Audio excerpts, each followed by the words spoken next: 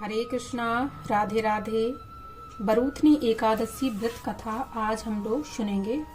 बैसाख मास के कृष्ण पक्ष की एकादशी को अत्यंत पुण्यदायिनी और सौभाग्य प्रदायिनी बरूथनी एकादशी कहा जाता है। इस दिन भक्ति भाव से भगवान मधुसूदन की पूजा करनी चाहिए। बरूथनी एकादशी का व्रत करने से भगवान मधुसूदन की प्रसन्नता प्राप्त होती है। भगवान मधुसूदन की प्रसन्नता से संपूर्ण पापों का नाश होता है और सुख सौभाग्य की वृद्धि होती है। कामदा एकादशी का संपूर्ण वृत्तांत सुनने के पश्चात महाराज युधिष्ठिर ने भगवान श्री कृष्ण से विनती की कि हे मधुसूदन, अब आप मुझे बैसाख मास के कृष्ण पक्ष की एकादशी के नाम, व्रत, विधान और पुण्य प्रताप के बारे में विस्तार पूर्वक बतलाइए। मधुसूदन भगवान श्री कृष्ण ने कहा कि हे राजेश्वर, इस एकादशी का नाम बरूथनी है। यह सौभाग्य देने वाली, सब पापों को नष्ट करने वाली तथा अंत में मोक्ष देने वाली है।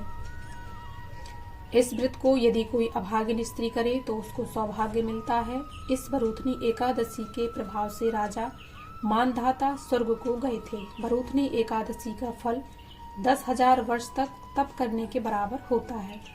कुरुक्षेत्र में सूर्य ग्रहण के समय 1,00,000 भार स्वर्ण दान करने से जो फल प्राप्त होता है, वही फल बरूथनी एकादशी का व्रत करने से मिलता है। बरूथनी एकादशी के व्रत को करने से मनुष्य इस लोक में सुख भोग कर परलोक में स्वर्ग को प्राप्त होता है। शास्त्रों में कहा गया है कि हाथी का दान घोड़े के दान से, तिलों के दान से, स्वर्ण दान तथा स्वर्ण के दान से अन्नदान श्रेष्ठ है। अन्नदान के बराबर कोई दान नहीं है। अन्नदान से देवता, पितर और मनुष्य तीनों तृप्त हो जाते हैं। शास्त्रों में इसको कन्यादान के बराबर माना गया है।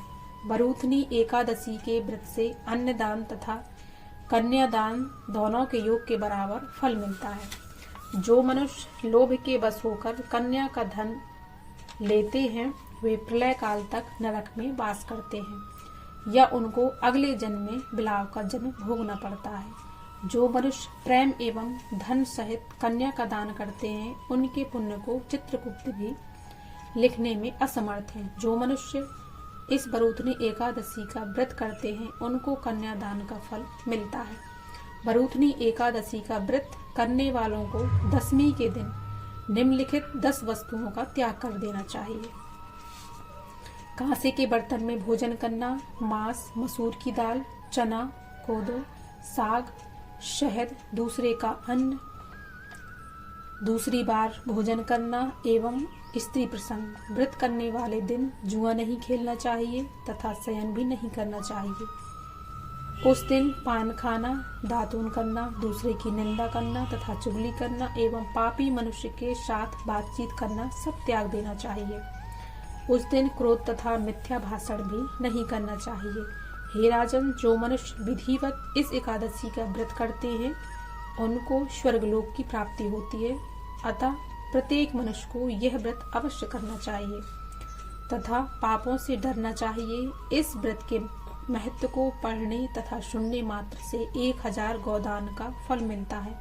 इसका फल गंगा स्नान के फल से भी अधिक है। जय जय श्री राधे श्याम।